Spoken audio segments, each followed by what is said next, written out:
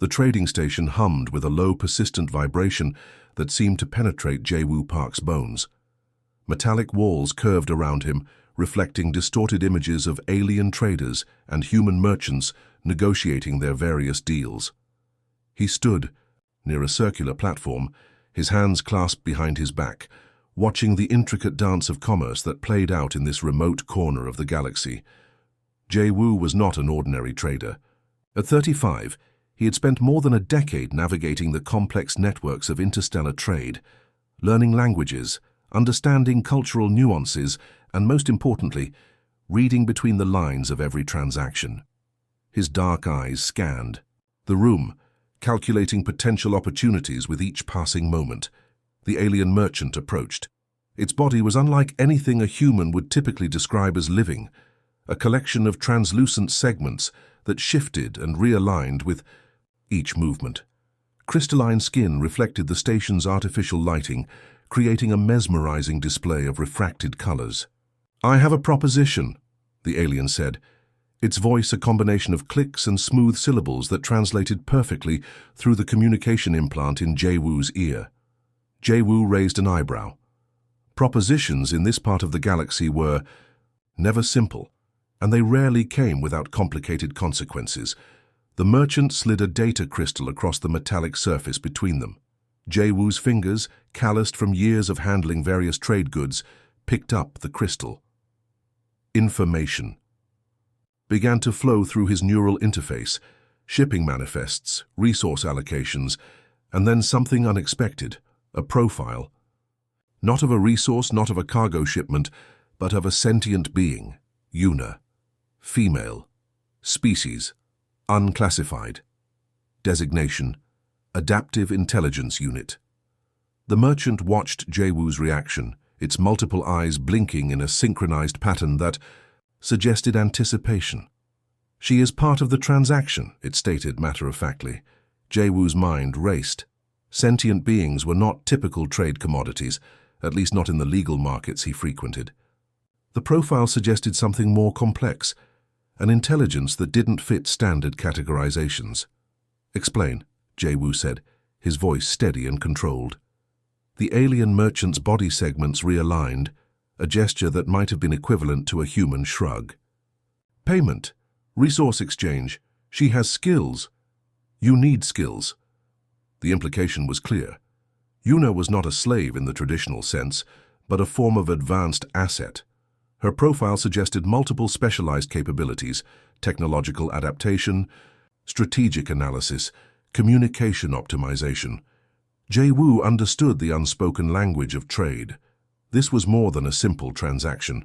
This was an opportunity disguised as a complicated exchange. His fingers continued to trace the data crystal, absorbing information. Yuna's background was a mosaic of fragmented histories, multiple planetary origins, specialized training in systems that most species couldn't comprehend, and a remarkable ability to integrate into diverse environments. The alien merchant waited. In its culture, hesitation was a form of rejection, but Jae-woo was calculating, measuring the potential risks and rewards with the precision of a seasoned trader. "What are the conditions?" Jae-woo asked, his voice cutting through the station's ambient noise. The merchant's crystalline body pulsed with what could only be interpreted as satisfaction. "No conditions. Complete autonomy. Your responsibility. Her choice to stay or leave. Something." In that statement caught Jae-woo's attention. Not a typical slave transaction, not a standard asset exchange, something else entirely. Around them, the trading station continued its rhythmic dance of commerce. Traders from a dozen different star systems conducted their business, unaware of the unique transaction taking place at this small, inconspicuous platform. Jae-woo looked up, meeting the alien merchant's multifaceted gaze. A decision hung in the balance, a decision that would alter the trajectory of his life in ways he could not yet comprehend. "I accept," he said simply. The transaction was complete. But this was only the beginning. The spacecraft's interior was a study in efficiency, every surface designed for maximum utility with minimal waste. Jae-woo watched Yuna move through the narrow corridors, her movements precise and calculated. She didn't walk like a prisoner or a recent acquisition. She navigated the space like someone who already understood every circuit and panel. "You're examining the ship's systems," Jae-woo observed. Yuna turned, her eyes reflecting the intelligence that seemed to look through him rather than at him. "Understanding is survival," she replied simply. Her communication was direct, almost mechanical, yet there was something underneath, a hint of something more complex than a simple computational response. She wore a neutral grey suit that seemed to blend with the ship's interior, making her appear both present and somehow invisible. Jae-woo had transported many types of cargo in his career, but Yuna was different. The way she moved suggested she was analyzing everything: air circulation systems, navigation computers, even the subtle vibrations of the engine's power distribution. "You're not what I expected," Jae-woo said, watching her fingers trace along a diagnostic panel. Yuna's response was immediate. "Expectations are limitations. I adapt." The ship's computer chirped. A minor system recalibration was happening, and Jae-woo noticed Yuna had already begun adjusting parameters before the warning signal even appeared. Her hands moved with a speed and precision that suggested she was communicating with the ship's computer in a language beyond standard programming. "How did you do that?" Jae-woo asked. "Information flows," she said. "Systems are languages." "I understand. Languages." Her statement was more than a simple explanation. It was a demonstration of capability. Jae-woo realized he had acquired something far more complex than a typical asset. Yuna was a living, adaptive intelligence that could interface with technology in ways most species couldn't comprehend. The spacecraft's navigation system suddenly displayed a series of alternative routes, more efficient paths that would save approximately 14% fuel and reduce travel time by several hours. Jae-woo recognized these calculations but noted they hadn't been manually input. Yuna had done it silently, almost as a casual observation.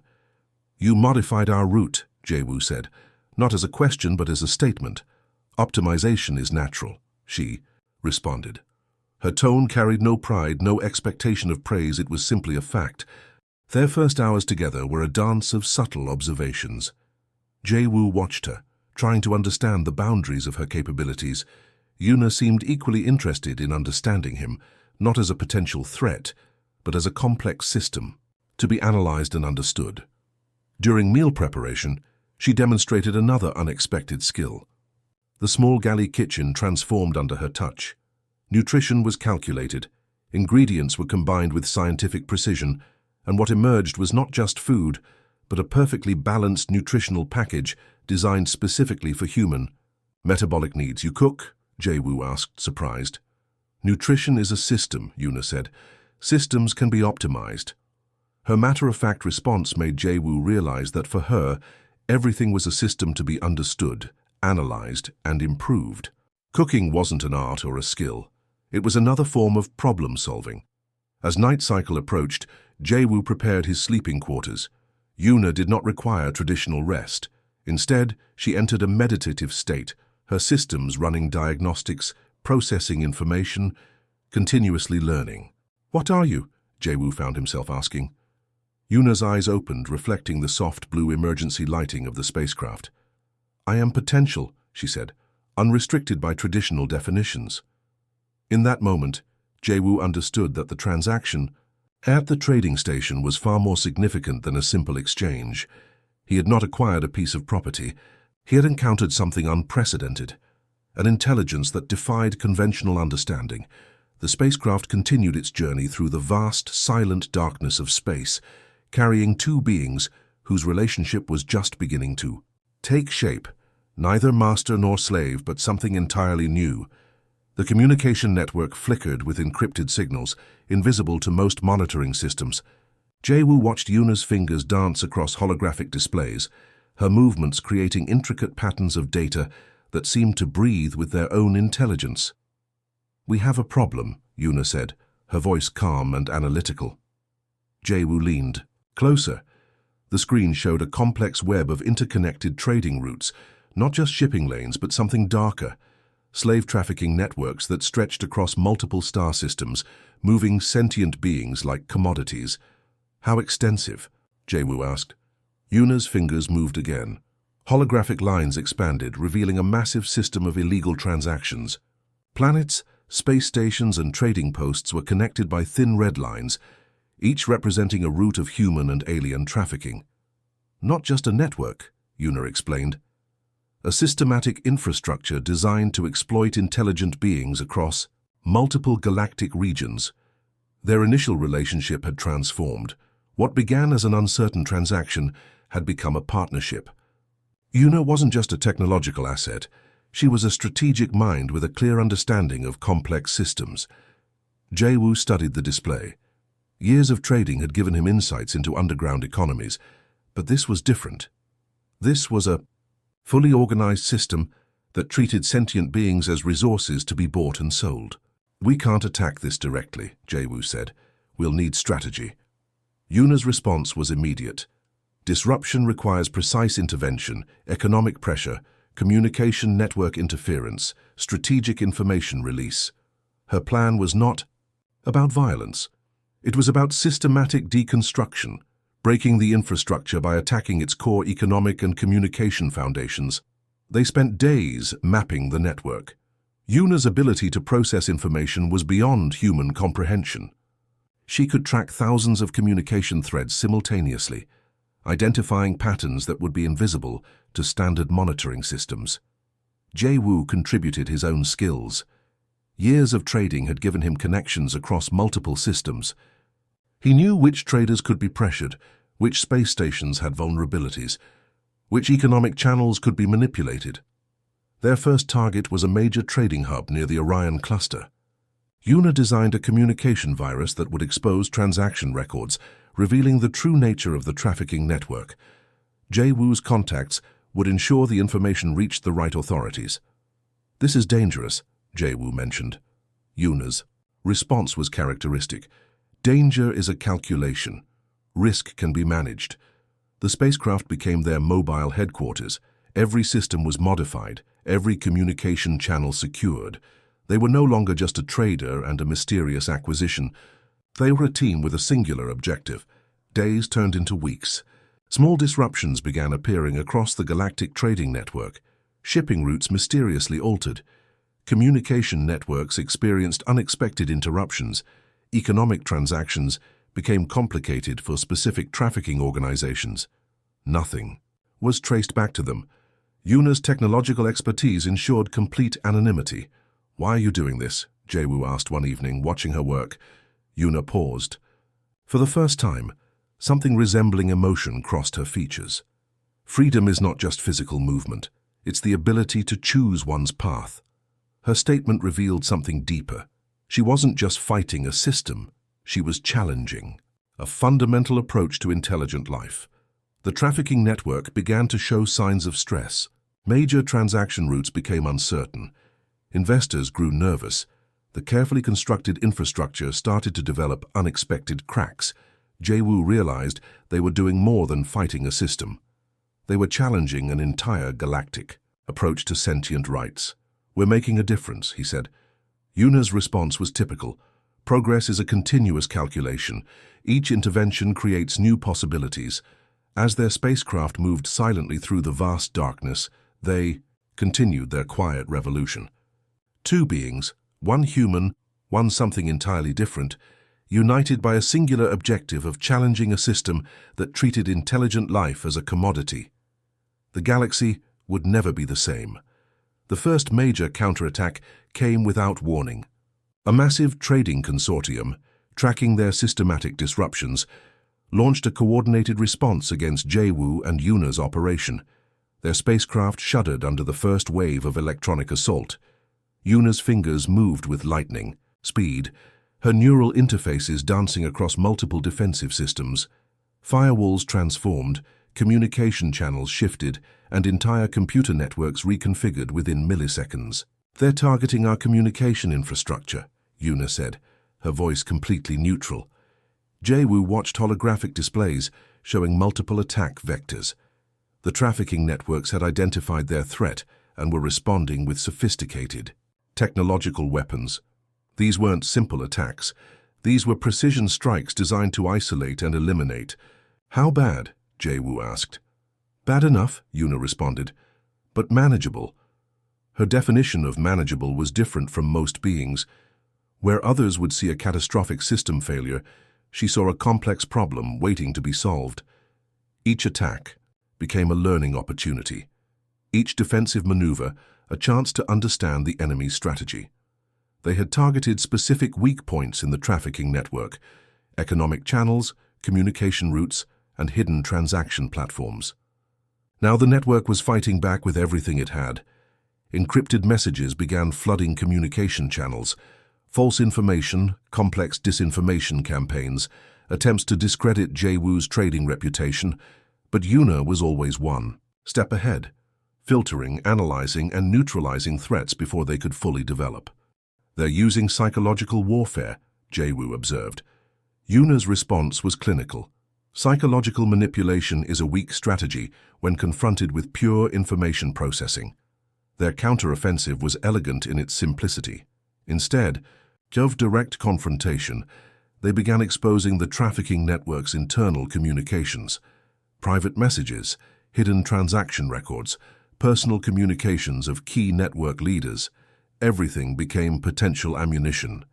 Space stations, that once freely participated in trafficking, suddenly found themselves under intense scrutiny.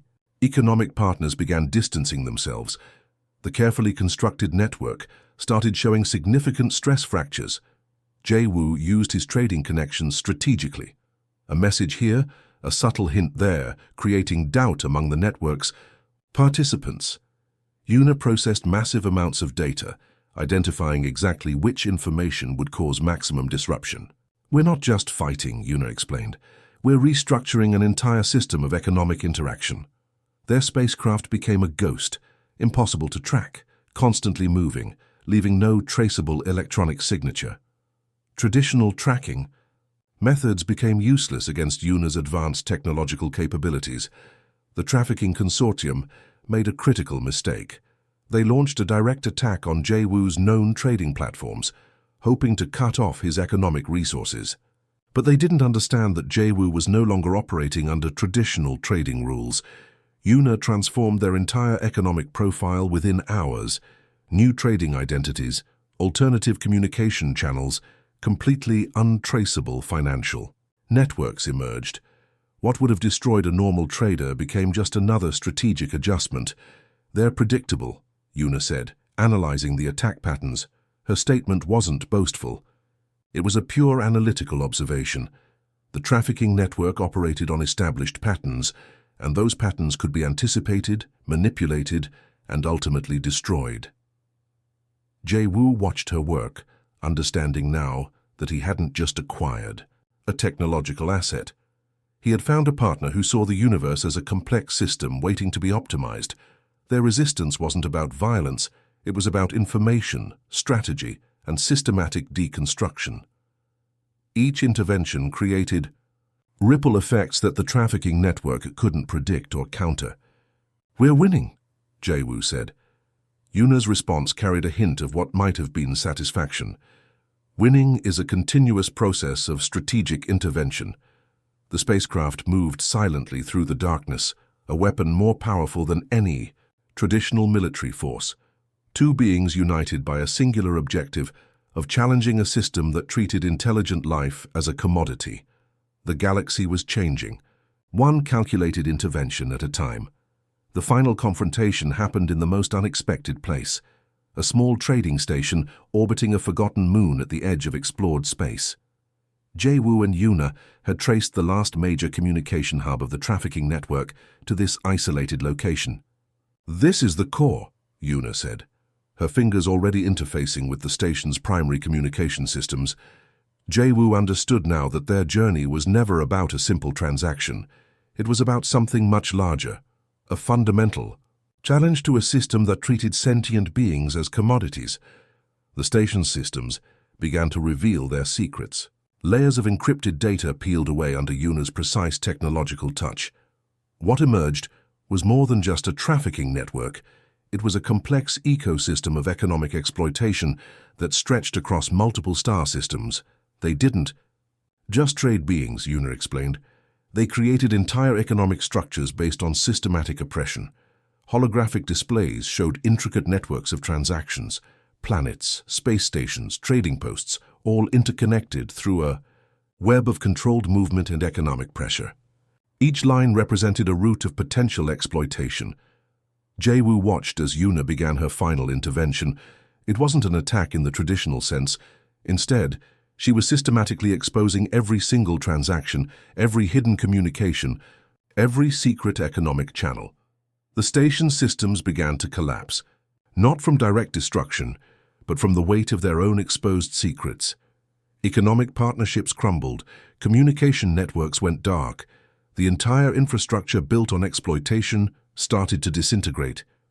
"We're not destroying," Yuna said. "We're revealing." Her statement carried a profound truth.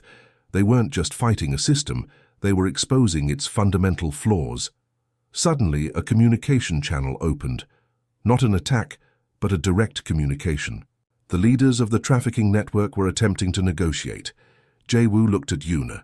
She nodded, a gesture she had learned from him, a very human response that showed how much she had adapted.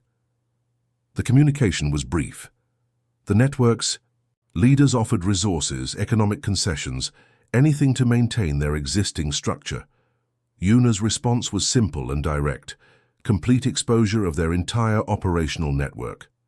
As the station's systems collapsed, something unexpected happened. Beings from various species who had been part of this network began sending communication signals, not attacks but messages of understanding. "We didn't know," many communications stated. "We didn't understand the full system." Yuna processed these messages with her typical analytical approach. Each communication was a data point, a piece of a larger understanding of systemic change. Jae-woo realized their mission had transformed. They weren't just destroying a network. They were creating an opportunity for a new way of understanding economic and social interactions. "What happens now?" Jae-woo asked. Yuna's response was characteristic. "Now we create possibilities." The trading station continued to dissolve around them. But it wasn't destruction, it was deconstruction.